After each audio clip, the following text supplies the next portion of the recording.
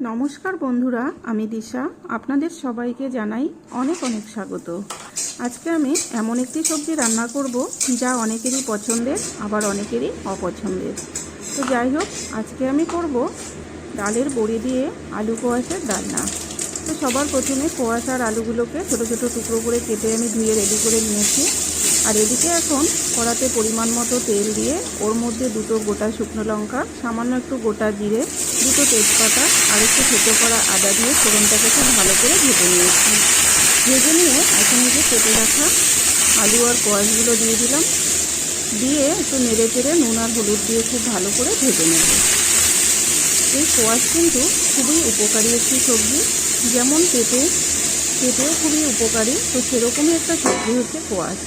তো এটাও কিন্তু খেতে বেশ ভালো লাগে। যাদের সুগার আছে তারা কিন্তু এই সবজিটা খেতে পারেন, খুবই ভালো একটা সবজি। তো এখন ঢাকনা দিয়ে ঢেকে আমি কিছুক্ষণ সেদ্ধ করে নিয়ে ঢাকনাটা তুলে খুব ভালো করে আরেকটু ভেজে নিচ্ছি। এভাবে আলু কোয়াশ একদম লাল লাল করে ভেজে নিয়েছি।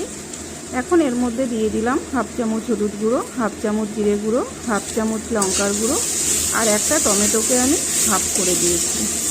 কারণ একটা গোটা টমেটো দিলে এটা কিন্তু একটু টক টক হয়ে যাবে, সেই জন্য আমি টমেটোটা একটু অল্প করেই দিয়েছি।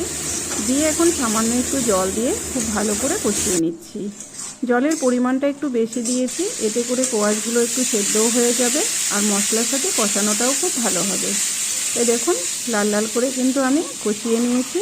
এখন ওপর থেকে ডালের বড়িগুলো দিয়ে দিলাম, দিয়ে একটু স্বাদ মতো চিনি দিয়েছি। চিনিটা চাইলে কিন্তু আপনারা দিতেও পারেন, নাও দিতে পারেন, আপনাদের পছন্দ মতো। তো সব কিছু দিয়ে একটু ভালো করে মিশিয়ে নিয়ে এখন পরিমাণ মতো জল দিয়ে দিলাম।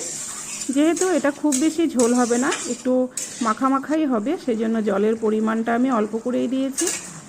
আর ওপর থেকে তেজপাতা দুটো তুলে নিলাম।